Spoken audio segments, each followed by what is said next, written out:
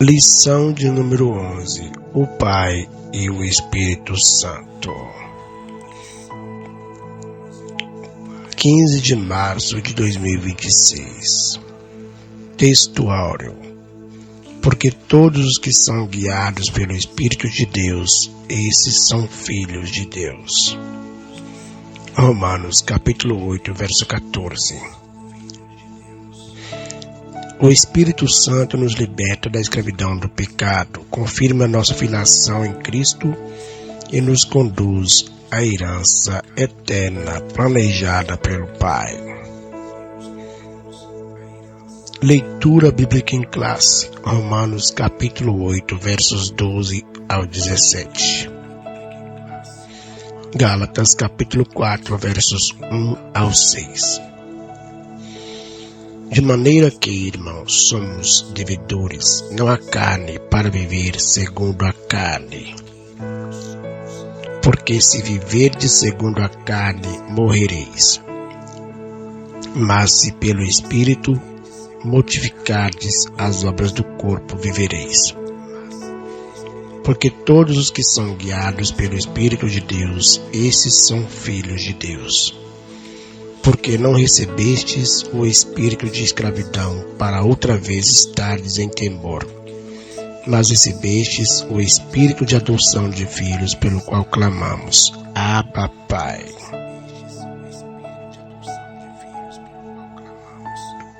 O mesmo Espírito testifica com o nosso espírito que somos filhos de Deus. E se nós somos filhos, somos também herdeiros. E se nós somos filhos, somos herdeiros também, herdeiros de Deus e co-herdeiros de Cristo. Se é certo que com Ele padecemos, para que também com Ele sejamos glorificados. Gálatas 4, 1 ao 6. Digo, pois, que todo tempo em que o herdeiro é menino, em nada difere do servo, ainda que seja senhor de tudo, mas está debaixo de tutores e curadores, até o tempo determinado pelo Pai. Assim também nós, quando éramos meninos, estávamos reduzidos à servidão, debaixo dos primeiros rudimentos do mundo. Mas vindo a plenitude dos tempos, Deus enviou seu Filho, nascido de mulher, nascido sob a lei, para remir os que estavam debaixo da lei, a fim de recebermos a adoção de filhos. E porque sois filhos, Deus enviou aos nossos corações o Espírito de seu Filho, que clama, Abba, Pai. Introdução. A ação do Espírito Santo na vida do crente é um dom do Pai e do Filho. Ele nos tira da escravidão do pecado, confirma nossa filiação em Cristo e nos assegura a herança prometida. Essa é uma obra trinitária que nos transforma por completo, da condenação à comunhão e da carne à glória eterna. Nessa lição, veremos como o Pai e o Espírito agem conjuntamente para garantir nossa adoção como filhos e herdeiros de Deus. Tópico 1. O Espírito e as dádivas do Pai. Da escravidão à filiação. A Escritura revela que o salvo não vive sob o domínio do espírito de escravidão. Romanos capítulo 8, verso 15, parte A. Essa expressão do grego pneumadouleia aponta para o estado da servidão ao pecado e ao medo da punição que caracterizava a vida antes da conversão. Gálatas capítulo 3, versos 10 e capítulo 4, verso 3. A lei, embora santa, não pôde produzir liberdade. Romanos capítulo 7, versos 12 e 13. Ela revela o pecado, mas não concede poder para vencê-lo. Romanos capítulo 3, verso 20. Entretanto, sobre a graça divina, o crente recebe o espírito de adoção. Romanos capítulo 8, verso 15, parte B. Essa frase, do grego pneuma uiotesia, aponta para a nova identidade em Cristo. Um vínculo de afeto e de perdão. Gálatas capítulo 4, versos 4 ao 5. Não somos mais escravos, mas filhos. 1 João capítulo 3, verso 1. Essa filiação nos livra do medo e do poder do pecado e nos convida à comunhão com o Pai. Gálatas capítulo 5, verso 1. 1 João capítulo 5, verso 18. Da rebeldia a filho legítimo. Antes da regeneração, éramos espiritualmente rebeldes. 1 Coríntios capítulo 12, verso 2. Mas por meio da graça fomos transformados. E assim, o Espírito testifica com o nosso espírito que somos filhos de Deus. Romanos capítulo 8, verso 16. Essa declaração refere-se a uma nova posição espiritual e jurídica. João capítulo 1, verso 12.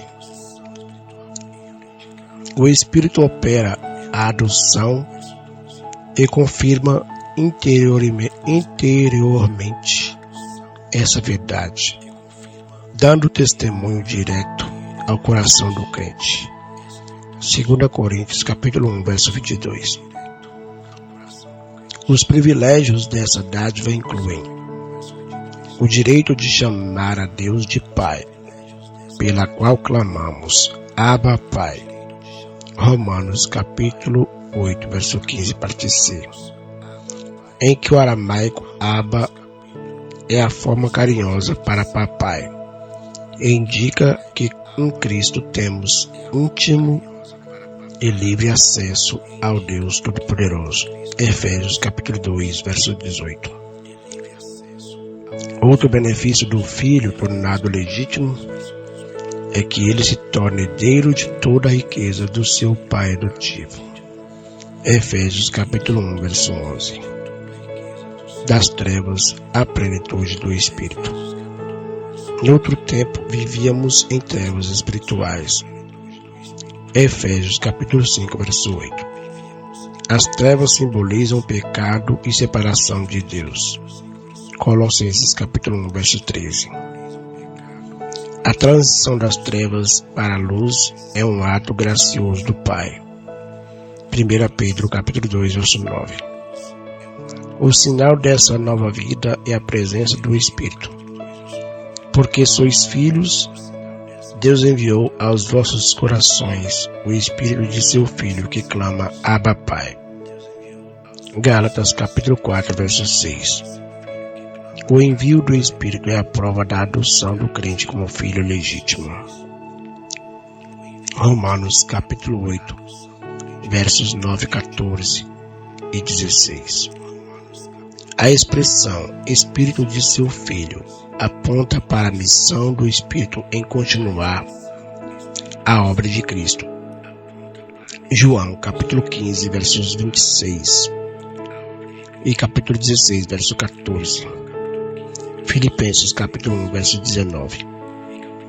E assim como Jesus orava, Abba, Pai, Marcos capítulo 14, verso 36. O crente é capacitado a ter comunhão com Deus.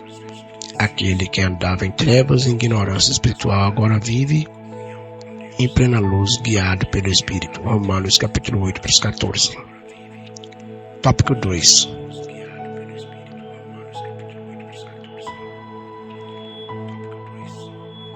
O Espírito nos guia na vontade do Pai. Os filhos são guiados pelo Espírito. Paulo explica que a marca de um filho de Deus não é a filiação nominal, mas uma vida conduzida pelo Espírito. Porque todos que são guiados pelo Espírito de Deus, esses são filhos de Deus. Romanos 8,14. O verbo guiados, do grego agontai, está no tempo presente passivo, indicando que os crentes são continuamente orientados pelo Espírito, como alguém que é levado pela mão. 1 João capítulo 2, verso 27. Isso significa que são instruídos pelo Espírito no caminho do Pai, em todo o curso da vida. João capítulo 16, verso 13. Essa direção do Espírito se opõe à inclinação da carne. Gálatas capítulo 5, verso 16. Tal orientação não é forçada, mas fruto da habitação do Espírito no coração regenerado. Romanos capítulo 8, verso 9. Como filhos, não fomos deixados órfãos. João capítulo 14, verso 18. O Espírito aponta a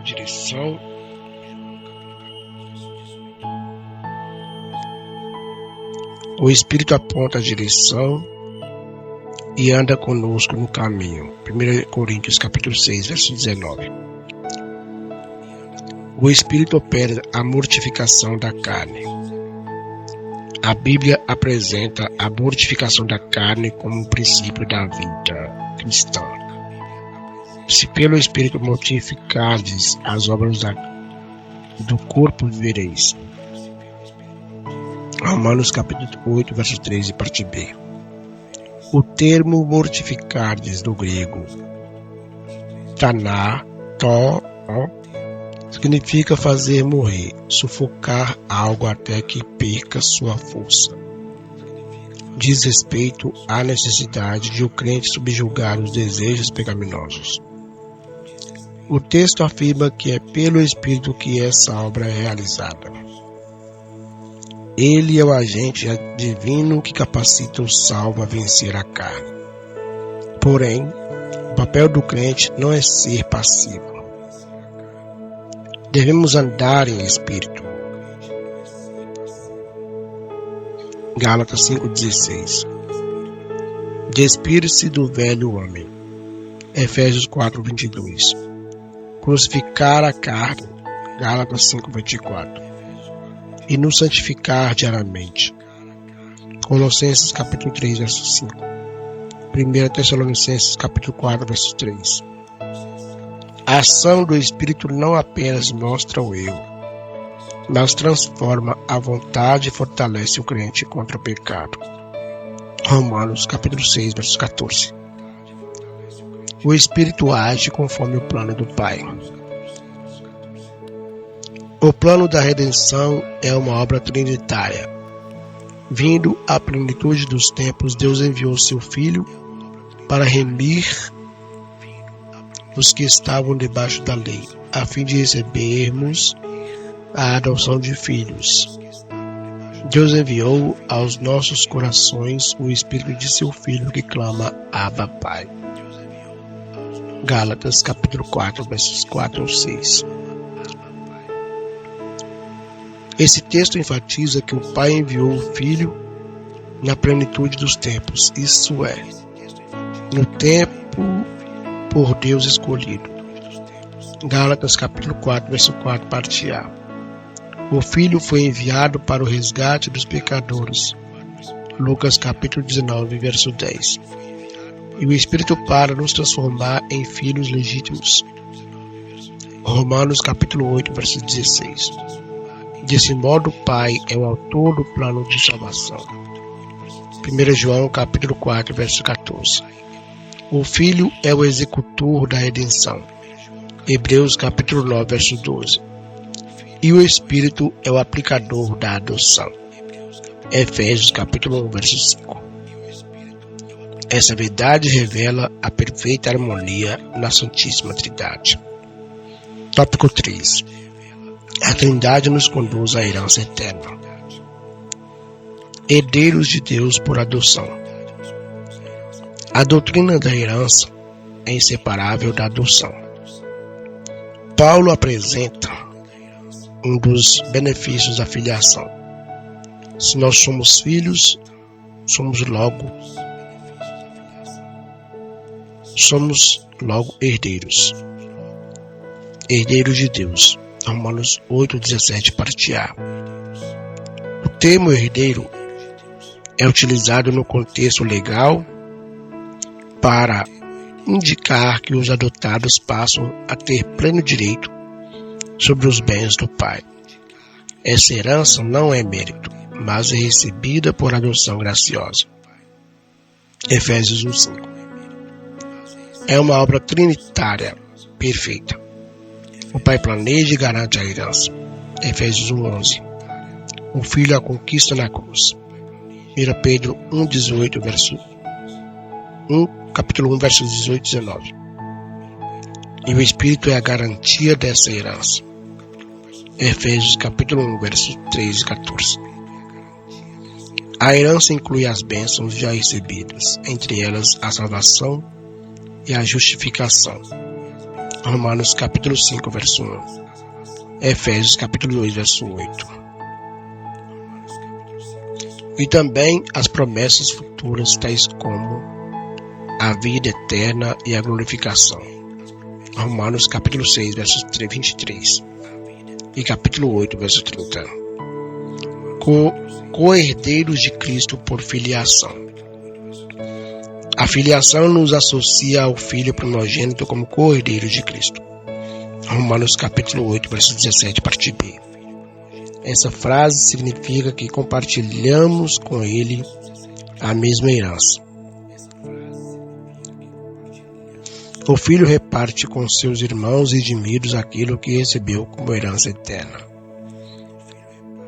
Apocalipse 3:21. Essa herança não é de posses materiais, mas é gloriosa, incorruptível e incontaminável. João capítulo 17, verso 24. 1 Pedro capítulo 1, verso 4. Porém, ser co-herdeiro de Cristo não significa apenas desfrutar da glória, mas também participar de seus sofrimentos. 1 Timóteo capítulo 2, verso 12. Isso confirma que a vida revela que essas aflições têm propósito eterno. Romanos 8:18. A glória futura é certa, mas a cruz precede a coroa.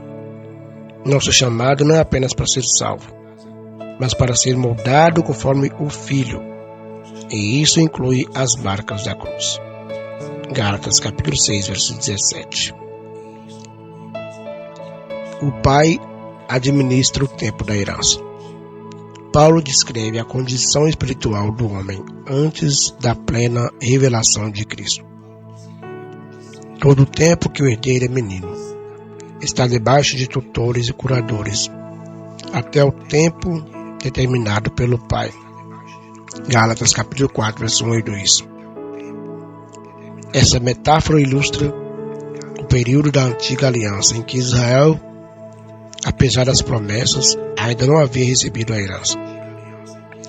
Gálatas 4:3. Indica que o Pai Celestial é quem administra o momento do acesso à posse da herança. Gálatas capítulo 4, verso 4. Ele tem o controle do tempo oportuno e exato. Do grego kairos. Não só para o advento do Messias, mas também para a outorga das promessas e da herança eterna da vida de cada crente. Portanto, o crente deve confiar que Deus sabe o tempo certo para conceder cada porção da sua promessa a cada um de seus filhos. Romanos 8:28. Conclusão. O Espírito Santo é a dádiva do Pai Celestial e de seu Filho Jesus Cristo. O Espírito nos torna filhos por adoção, herdeiros com Cristo. Habita em nós, orienta e santifica o crente.